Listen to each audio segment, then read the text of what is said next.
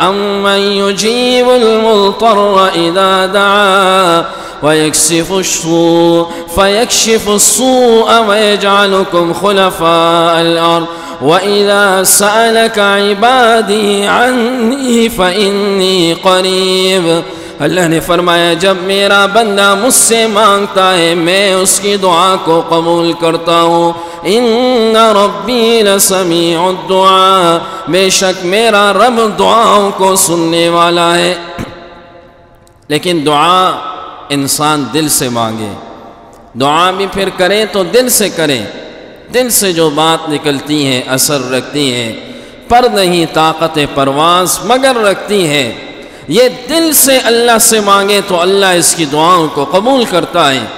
حجاج بن یوسف طواف کر رہا تھا تو ایک نابینا غلاف کعبہ کو پکڑ پکڑ کے مانگ رہا ہے، یا اللہ میری بینائی لوٹا، یا اللہ میری بینائی لوٹا۔ یہ حجاج بڑا ظالم تھا، یہ اس نابینا کے قریب آیا اور کہنے لگا مجھے جانتے ہو؟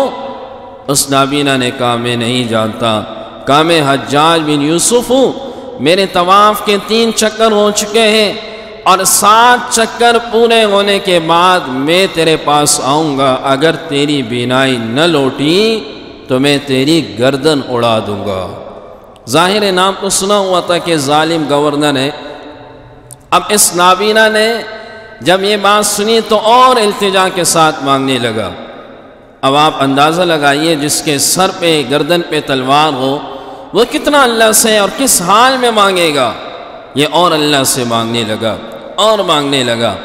یہ حجاج طواف کر رہا تھا، یہاں سے اس کا طواف مکمل ہوا اور یہاں سے جب اس کے قریب آیا تو اس نابینا نے اپنے ہاتھ چہرے پر پھیر دیے، اللہ نے اس کی بینائی کو لوٹا دیا۔ حجاج نے لوگوں سے کہا اگر یہ ساری زندگی اس طرح مانگتا جس طرح یہ شروع میں مانگ رہا تھا تو ساری زندگی اس کی بینائی نہیں لوٹتی۔ الحمدللہ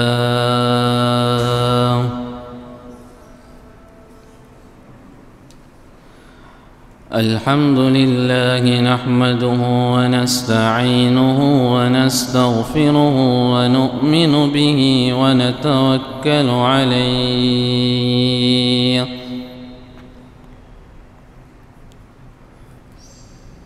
ونعوذ بالله من شرور أنفسنا ومن سيئات أعمالنا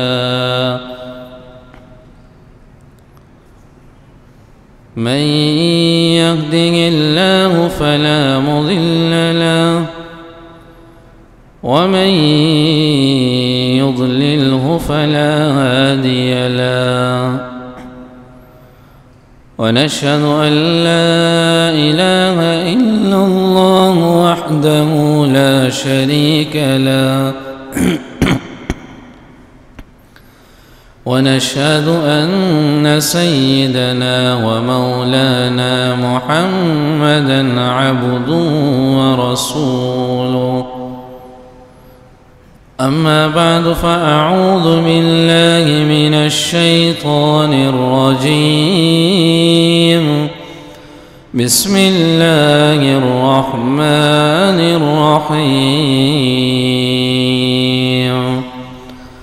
فاستجاب له ربه فصرف عنه كيدهم إنه هو السميع العليم ثم بدا لهم من بعد ما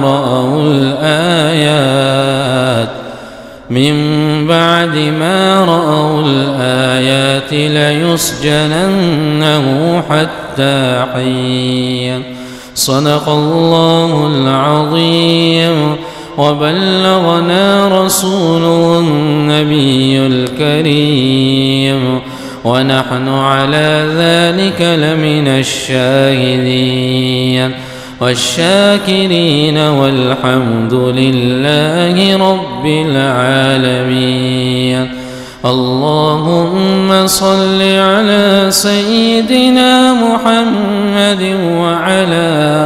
وعلى آل سيدنا محمد وبارك وسلم. اللهم صل على سيدنا محمد وعلى آل سيدنا محمد وبارك وسلم.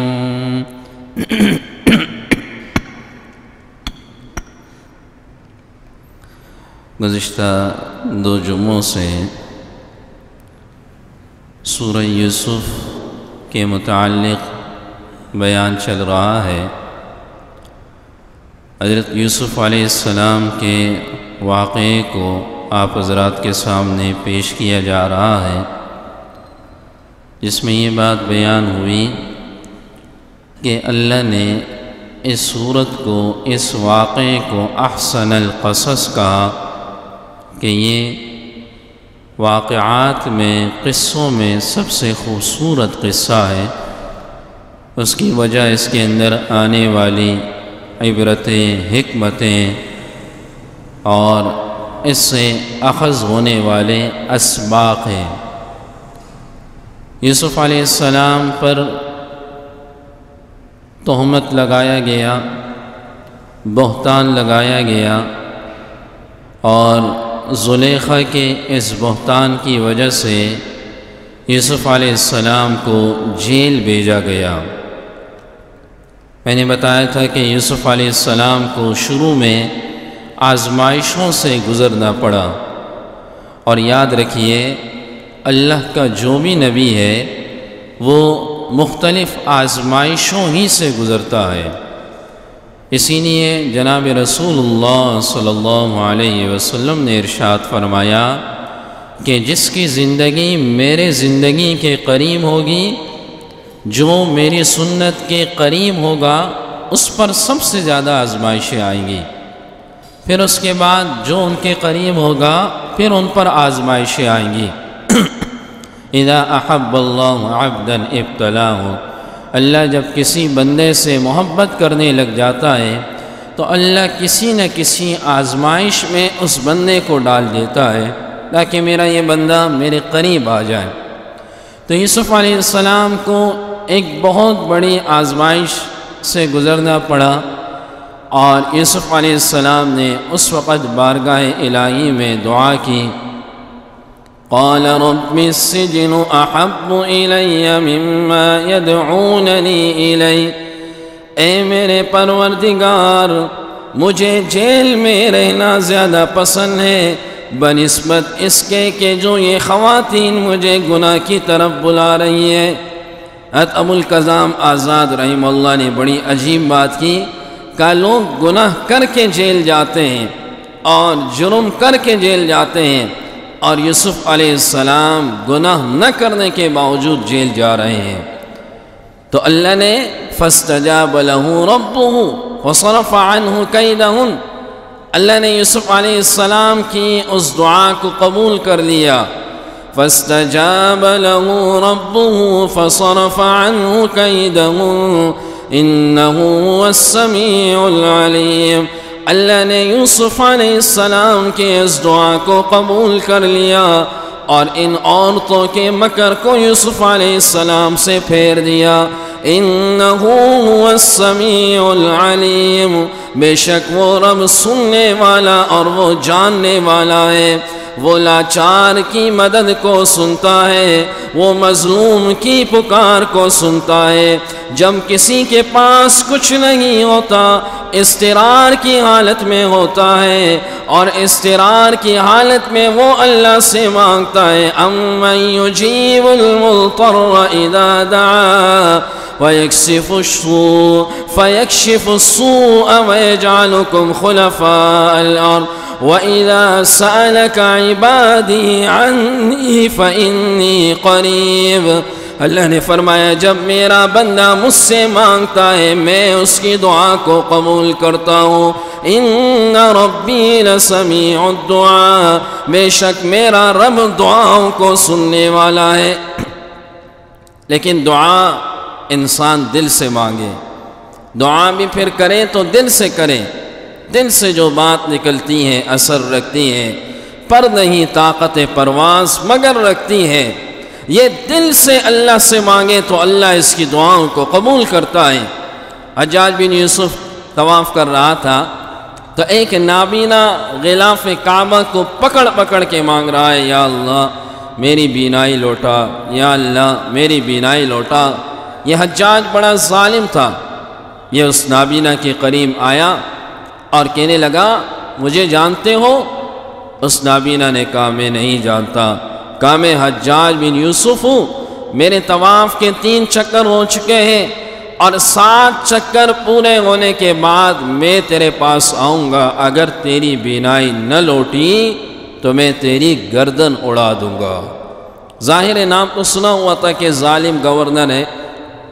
اب اس نابینا نے جب یہ بات سنی تو اور التجا کے ساتھ مانگنے لگا۔ اب آپ اندازہ لگائیے جس کے سر پہ گردن پہ تلوار ہو وہ کتنا اللہ سے اور کس حال میں مانگے گا۔ یہ اور اللہ سے مانگنے لگا اور مانگنے لگا۔ یہ حجاج طواف کر رہا تھا، یہاں سے اس کا طواف مکمل ہوا اور یہاں سے جب اس کے قریب آیا تو اس نابینا نے اپنے ہاتھ چہرے پر پھیر دیے، اللہ نے اس کی بینائی کو لوٹا دیا۔ حجاج نے لوگوں سے کہا اگر یہ ساری زندگی اس طرح مانگتا جس طرح یہ شروع میں مانگ رہا تھا تو ساری زندگی اس کی بینائی نہیں لوٹتی۔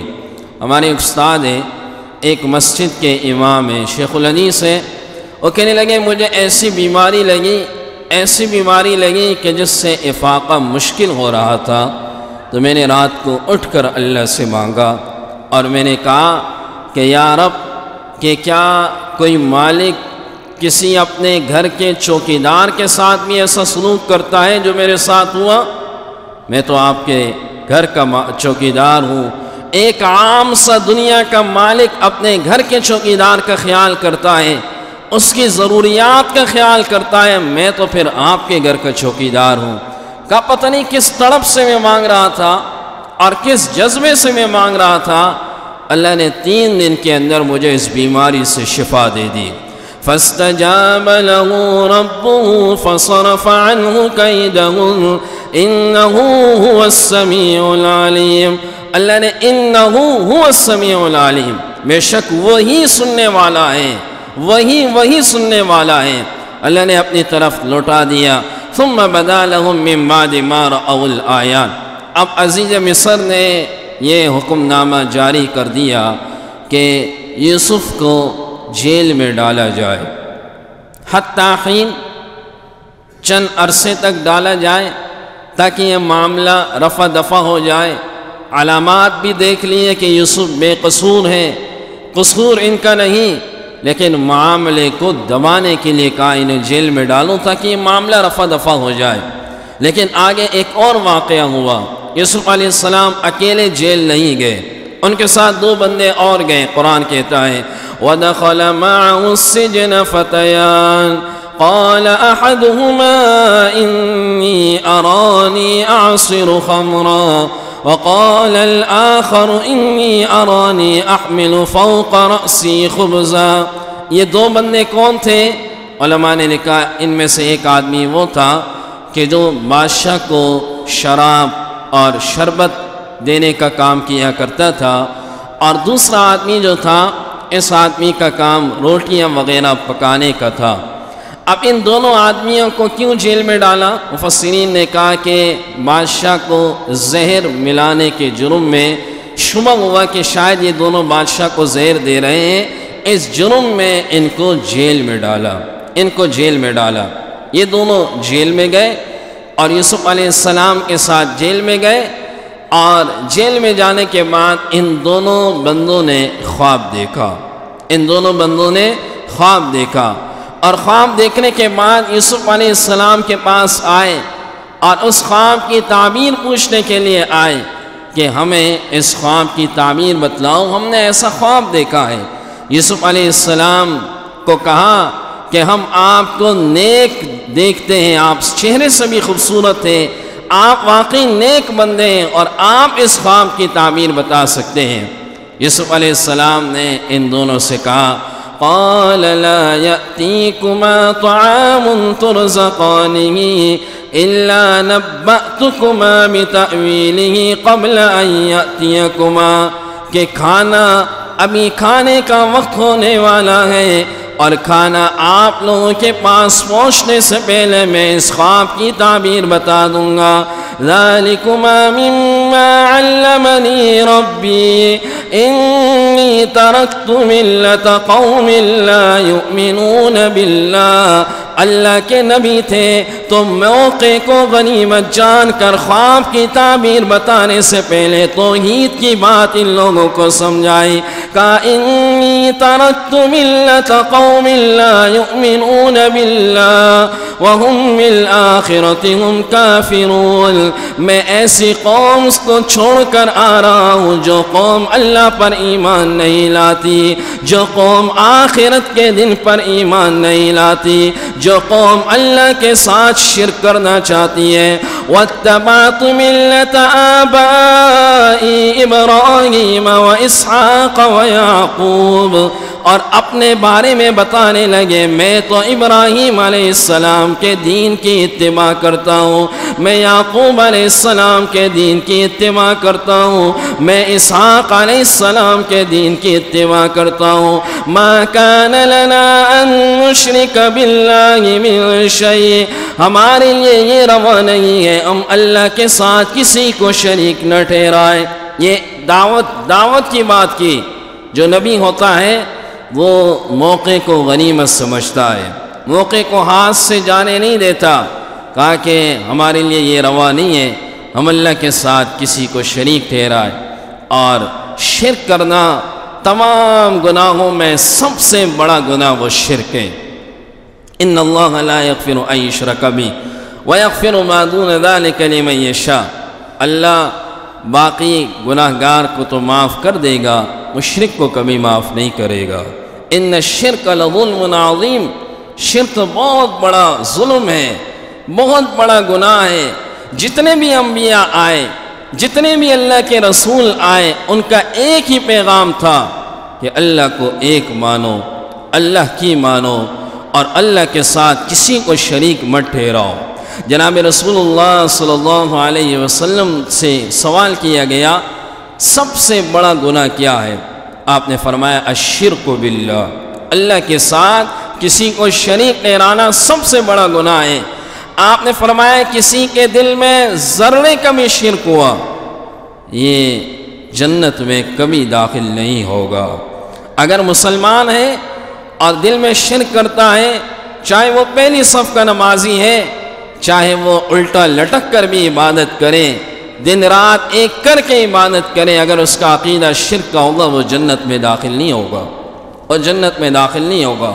اگر وہ یہ عقیدہ رکھتا ہے کہ مجھے روزی یہاں سے ملے گی، میں اولاد میری نہیں، اگر اولاد کے لیے میں فلاں مزار پہ گیا تو مجھے اولاد مل جائے گی، اور میرا یہ مسئلہ ہے فلاں مشکل کشا ہے، اگر میں وہاں چلا گیا اس درگاہ پہ جانے کے بعد ایک دو دفعہ میں نے ماتھے رگڑ لیے تو میرا یہ مسئلہ حل ہو جائے گا، مشکل کشا ہے وہ، اگر کوئی اس قسم کا عقیدہ رکھتا ہے تو یہ آدمی مشرک ہو جائے گا، یہ آدمی کیا ہو جائے گا؟ مشرک ہو جائے گا، اور اس آدمی کی مغفرت نہیں ہوگی۔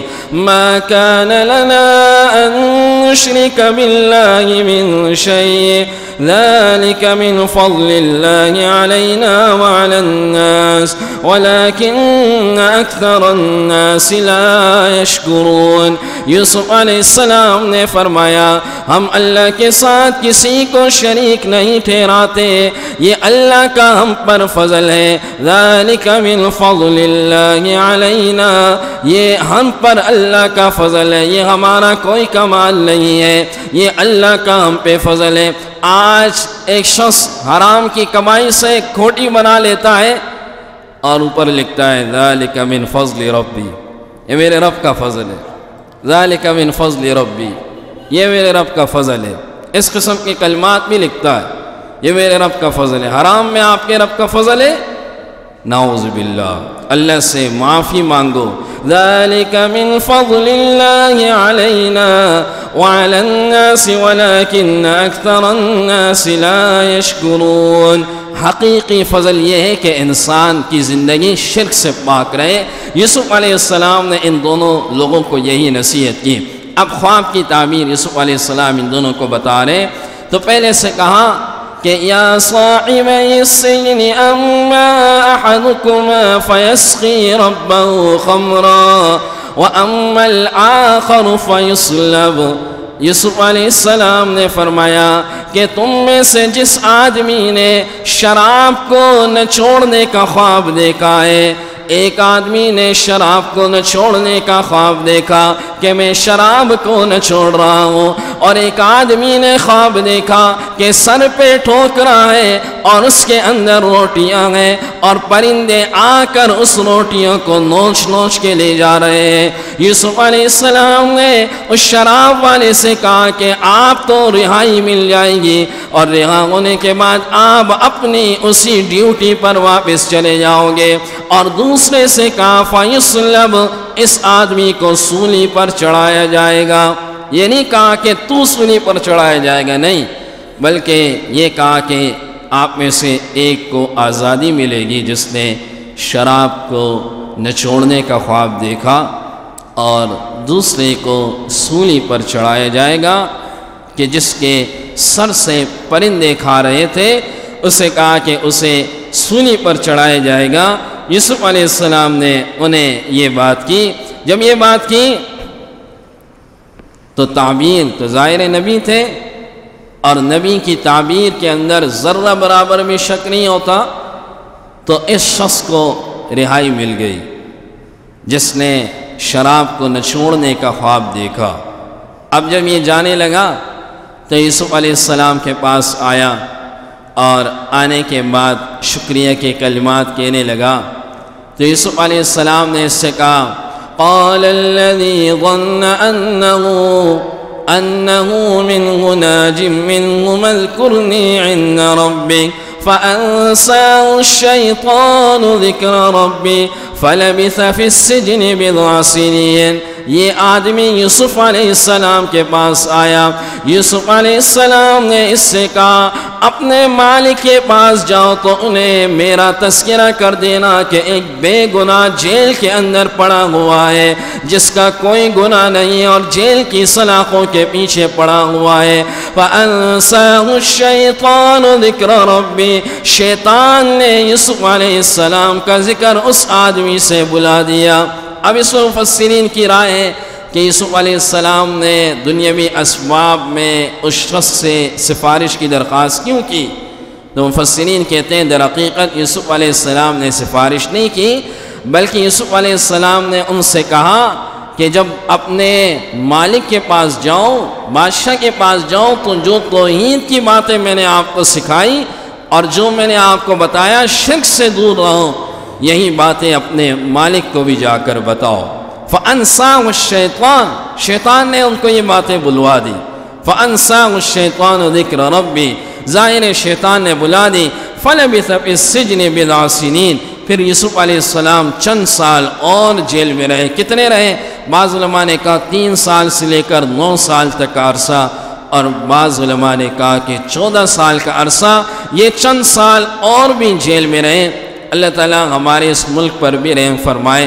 ہمارے یہاں بھی ایسی عدالتیں ہیں کہ بسا اوقات مجرم بے گناہ ہوتا ہے اور اسے جیل کی سلاخوں کے پیچھے ڈال دیا جاتا ہے، اور ڈالنے کے بعد کئی سال گزر جاتے ہیں، اس کا کیس شروع نہیں ہوتا، اور پھر کئی سال بعد 15-20 سال ہو جاتے، آخر میں پتہ چلتا ہے یہ بے قصور، اور اس کے 10-15 سال جو گئے وہ سارے ضائع ہو گئے، وہ سارے ضائع ہو گئے۔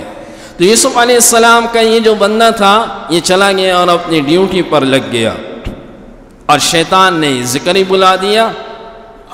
تو جب عرصہ گزرا تو بادشاہ نے ایک خواب دیکھا، اور بادشاہ نے خواب میں دیکھا کہ 7 موٹی گائیاں ہیں اور 7 پتلی ہیں، اور پتلی گائیاں ان موٹی تر و تازہ جو گائیں جو جانور ہیں ان کو کھا جاتی ہیں، اور ایک یہ دیکھا کہ 7 تر و تازہ خوشے ہیں اور 7 خشک خوشے ہیں، یہ خشک خوشے ان تر و تازہ خوشوں کو کھا جاتے ہیں۔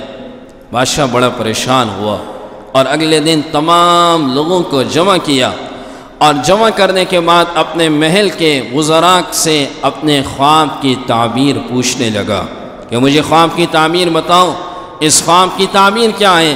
قال الملك إني أرى سبع بقرات سمان يأكلهن سبع عجاف وسبع سنبلات خضر وأخر يابسات يا أيها الملأ أفتوني في رؤياي إن كنتم للرؤيا تعبرون۔ اے میری جماعت اس خواب کی تعبیر مجھے بتلائیے۔ سب نے کہا قالوا اضغاث احلام، یہ خام خیالی ہے، یہ آپ کی سوچیں ہیں جو خوابوں میں آپ کو آ گئی۔ خام خیالی اضغاث کہتے ہیں، گٹھری ہوتی ہے لکڑی کی، اس کے اندر چھوٹی بڑی تر و تازہ، اور اس کے اندر جو ہے وہ سوکھی ساری شامل ہوں۔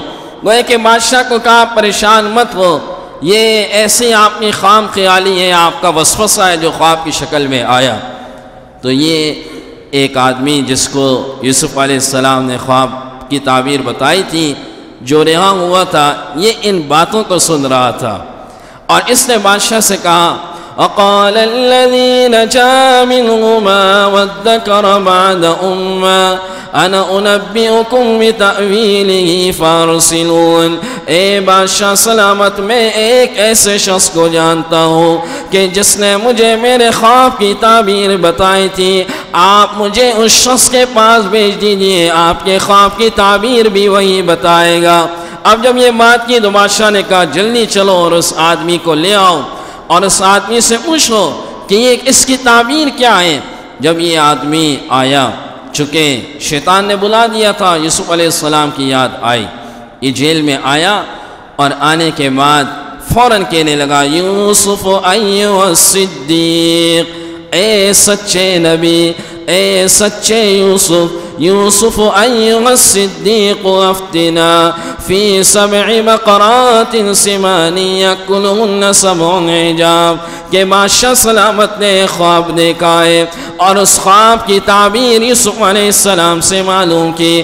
یوسف علیہ السلام نے اس خواب کی تعبیر بتائی۔ قال تزرعون سبع سنین دأبا، قال تزرعون سبع سنین دأبا، کہ 7 سال تم خوب کاشتکاری کرو گے۔ جب 7 سال تم بڑی کاشتکاری کرو گے، اور اس کاشتکاری کے نتیجے میں بڑی گندم تمہارے پاس آئے گی، فما حصدتم فذروه فی سنبلہ، لیکن جب تم ان کاشتکاری کرو تو کاشتکاری کرنے کے بعد، گندم کی کٹائی کرنے کے بعد ضرورت کے مطابق ان کو چھیلنا، اور جو ضرورت نہ ہو ان کو اسی طرح پڑے رہنے دینا، کیونکہ اگر چھیلو گے تو یہ خراب ہو جائیں گے۔ اگر آپ ان کو اسی طرح خشکوں میں بند رکھو گے تو یہ خراب نہیں ہوں گے۔ تعبیر بھی بتا رہے اور ساتھ میں تدبیر بھی بتا رہے، یہ نبی کا کام ہوتا ہے کہ ساتھ میں تعبیر بھی بتا رہے اور ساتھ میں تدبیر بھی بتا رہے۔ اس لیے میں نے شروع میں کہا تھا کہ اپنے خوابوں کو ہر کس و ناکس کے سامنے بیان نہیں کرنا چاہیے، بلکہ خواب کی تعبیر اسی سے معلوم کرنی چاہیے کہ جو صاحب علم ہو۔ اور یہ بھی ذہن میں رہے کہ بسا اوقات لوگ ایسے ہوتے ہیں کہ ہر دوسرے دن خواب دیکھتے رہتے ہیں اور ہر دوسرے دن پوچھتے رہتے ہیں، ہر دوسرے دن خواب دیکھتے ہیں اور ہر دوسرے دن پوچھتے رہتے ہیں۔ ایسا بھی نہ ہو، ایسا بھی نہ ہو جس خواب کا آپ کو اندازہ ہو جائے کہ واقعی اس خواب کے اندر کوئی بشارت ہے، یا اس خواب کے اندر کوئی میرے لیے جو ہے وہ نجات کی چیز ہوگی، تو اسی کی تعبیر پوچھی جائے، ہر کس و ناکس خواب کی تعبیر نہ پوچھی جائے اور ہر ایک سے بھی نہ پوچھی جائے۔ تو یوسف علیہ السلام نے ان کو کہا کہ باقیوں کو اسی طرح اپنے حال پہ رہنے دینا، تدبیر بھی ساتھ بتا رہے ہیں، اور پھر اس کے بعد بتایا کہ ثم یأتی من بعد ذلک سبع شداد، یہ 7 سال تو اچھے گزریں گے، اس کے بعد جو 7 سال آئیں گے یہ بڑے خطرناک سال آئیں گے، یہ قحط سالی والے سال آئیں گے، اور یہ جو تم نے اسٹاک کیا اس میں سے پھر آپ قحط سالی کے دنوں میں اپنی رعایا کو، اپنی عوام کو دیتے رہنا تاکہ وہ فاقے سے بچ جائیں اور موت کا شکار نہ ہو۔ یہ یوسف علیہ السلام نے انہیں تدبیر بتائی، اور پھر انہیں کہا کہ ثم یأتی من بعد ذلك عام فیہ یغاث الناس وفیہ یعصرون، پھر ایک سال ایسا آئے گا جس میں خوب بارشیں ہوں گی، اور اس سال کے اندر فرمایا کہ ان بارشوں کے اندر جو ہے پھر بہت سی گندم تمہیں مل جائے گی۔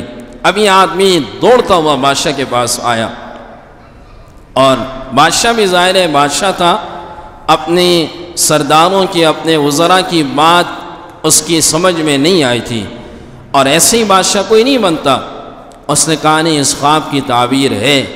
تو جب یہ آدمی آیا اور اس نے خواب کی تعبیر بادشاہ کو بتائی تو بادشاہ نے کہا یہ آدمی کون ہے جس نے تعبیر بتائی، اس کو لے آؤ، اسے لے آؤ۔ قال الملك ائتوني به قال الملك ائتوني به فلما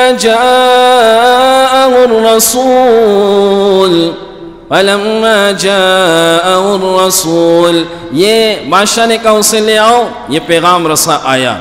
تو یوسف علیہ السلام نے کہا کہ میں ایسے نہیں آؤں گا، پہلے ان عورتوں کا حال بتاؤں کہ ان عورتوں کے ساتھ کیا کیا بادشاہ نے جنہوں نے اپنی انگلیوں کو کاٹ لیا تھا۔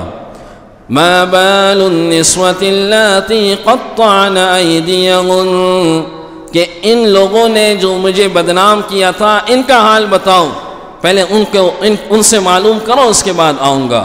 یہ پیغام رساں آیا اور بادشاہ کے سامنے یوسف علیہ السلام کی بات کو نقل کیا۔ بادشاہ کو فوراً بات یاد آ گئی، یہ تو وہ نوجوان ہیں، اور فوراً ان عورتوں کو بلایا، اور ان عورتوں کو بلانے کے بعد ان عورتوں سے کہا کہ سچ بتاؤ کہ یہ معاملہ سچا کیا تھا۔ ان عورتوں نے کہا قُلْنَا حَاشَ لِلَّهِ مَا عَلِمْنَا عَلَيْهِ مِنْ سُوءٍ، اللہ کی قسم اس آدمی کے اندر ہم نے کوئی برائی نہیں دیکھی، وَإِنَّهُ لَمِنَ الصَّادِقِينَ، اور وہ یوسف سچوں کے سچے تھے، ان کے اندر ہم نے ذرہ برابر برائی نہیں دیکھی۔ قالت امرأة العزیز الآن حصحص الحق انا راودته عن نفسی، کہ عزیز مصر کی بیوی نے کہا، زلیخا نے کہا کہ ابھی بات کھل چکی ہے، بات واضح ہو چکی ہے، میں نے یوسف علیہ السلام کو پسلانے کی کوشش کی لیکن یوسف علیہ السلام نہیں پسلے۔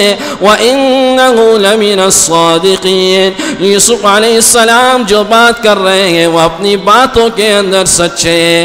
وَمَا أُبَرِّئُ نَفْسِي إِنَّ النَّفْسَ لَأَمَّارَةٌ، زلیخا نے کہا میں اپنے نفس کو بری نہیں کرتی، یہ نفس تو گناہوں کی طرف انسان کو لے جانے والا ہے۔ اب جب یہ بادشاہ نے باتیں سنی تو سمجھ گیا کہ ساری غلطی دی، یہ تو پہلے ہی علامات بھی ظاہر ہو چکی تھیں اور اب تو زبان سے اقرار بھی ہو گیا، تو سمجھ گیا کہ ساری غلطی ان عورتوں کی تھی، تو فوراً کہا کہ اب لے آؤ، اب لے آؤ یوسف کو۔